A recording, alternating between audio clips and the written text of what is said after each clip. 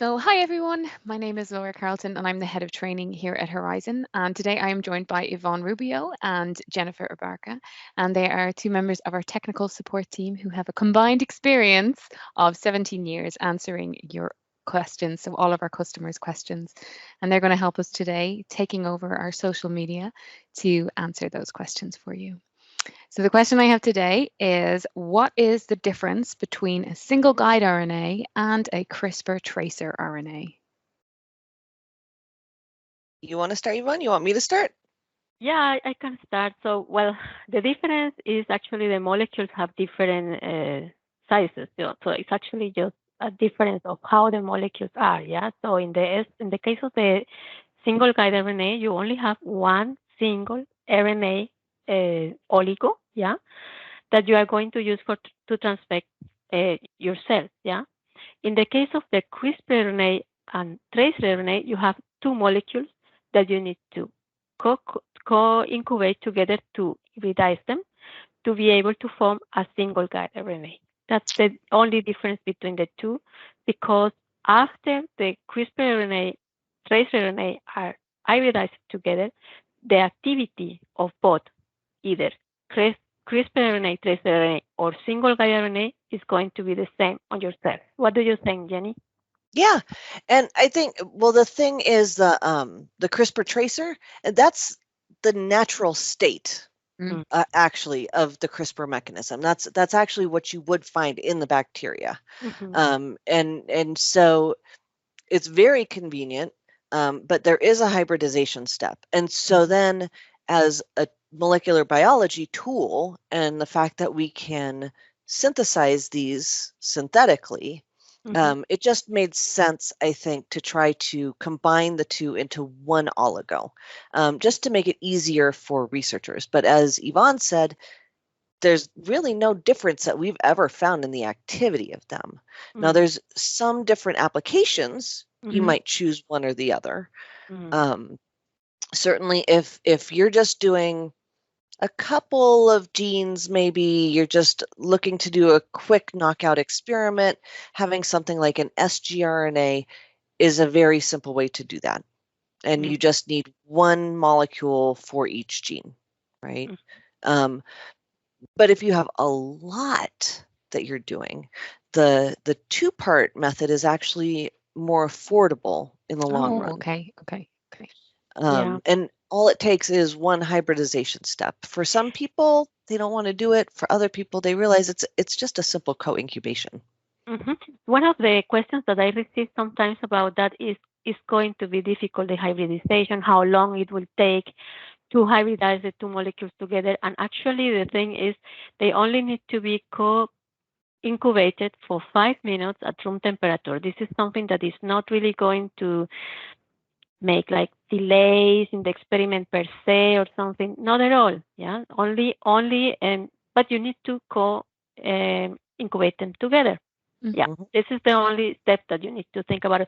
But if you are, for example, in a setup where you are doing like a high throughput, yeah, imagine that you have like a solution that have your different CRISPRs that you are going to have them like on the plate, and then you have like a liquid handling robot that is going to just pipe it all over the plate, the tracer RNA. That's all that you need. Yeah, it's not going to really, it's not going to be like going to delay your experiment. It's actually not going to happen. And the hybridization is pretty good. It's only 5 minutes at room temperature, so you don't need to kind of like incubate this now at 65 degrees something. No, it's just going to happen pretty fast. Right. Yeah. It doesn't add any kind of variability in our hands. It's been exactly the same kind of activity when you look at the knockout. Yeah. Yeah, so it just comes down to a customer preference. Yeah, really. Exactly. What does the researcher want to do? Is that extra handling step something that they really want to avoid? What is their budget like? We could do either. We have both to support it. Exactly. So all here, what is important here is to kind of like provide a solution that is really fitting the needs of the customer, right? So that's something that is really going to help them in the setup that they have. Yeah, because not everybody have the same conditions, or not everybody can. It's more like the products accommodate to the customer more than the customer accommodate to the products. Yeah. This is That's a the nice way to put it, advantage. Yvonne. That's Yeah. a nice way to put it. And you were saying, obviously, like, if you have a big plate, with a lot of sgRNA, CRISPR RNAs, the two-part system, that you could then just pipette the tracer RNAs on top. Is there like bulk tracers available that we can do that with? Yes. Furious nodding. Great. Absolutely. And that tracer is universal. Okay. So the nice thing about that is you can buy it once, and then it will work across any crRNA or CRISPR RNA that you're going to use. Okay. So it is a universal reagent. We do sell it in large amounts for people who are having screening applications, but also in very small amounts for those people who will just be doing 1 or 2 experiments. Yeah, there is a very nice table actually under the tracrRNA web page actually, and is where you see, depending on the amount that you have, how many wells you actually will be able to serve with those. And this is quite good because then the customers relate a little bit of amounts. So 5 nanomole, okay, it's 200, depending on the plate size, of course. But yeah, looking at that table, you will relate a little bit of amounts, so how much do I need? And it's really important to check that part, because then you quickly can calculate, okay, how much do I need? What should I acquire? And so it's easier. It makes it easier for the customers. But we're also always happy to help. If Yeah, anybody calls, anybody who calls us, that's what we're there for. We'll help them with figuring out exactly what they need to make a complete experiment. Exactly. Excellent. Great segue into saying how they can how people can contact you if they have any questions. Jen, do you want to take it away and tell people how they can contact you if they have any questions? Yes, please contact us. That's what we're here for. So on our website, there's the contact us link that will lead you to both our email, which is technical@horizondiscovery.com, or a phone number. If you put in your country, you'll see that we have a variety of different phone numbers based on your location to make it convenient for you to call us.